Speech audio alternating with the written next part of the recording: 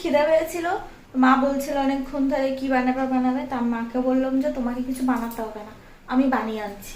তো আমি এই যে বানিয়েছি, এটা কি পরে বলছি, যাই নিয়ে যাই। কি করছেও দেখি ওরা, কি করছো তোমরা? ওইটা কি কি করেছিস? কে দেখো কি করেছি। দেখ টিফিন করে এনেছে। কখন বলেছে ওই জন্য তোমাকে যেতে দিচ্ছিল না আগে। হ্যাঁ আমাকে বলছে কি না তুমি আসতে না রান্নাঘরে। ওরে দেখ কি সুন্দর খাবার বানিয়ে নিয়ে এসছে। আমি তো বলছি খিদা লেগেছে কখন। খাও খাও খাও আগে, তুমিও খাও, এদিকে খেয়ে আসো। কিরকম হয়েছে? খাও মা খাও আগে দেখো খাও। খাও।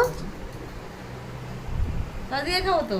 কি এটা এমনি বানিয়েছি না এটা মানে এটা তো ওই এক টোস্টের মতন লাগছে। এটা নতুন খেয়ে দেখো না, আর এটা কি তাহলে? তুমি খাও। খাবো এটা কি? খাও না, ভালো লাগে। ভাল লাগছে আচ্ছা এই খাও। সস ছাড়া।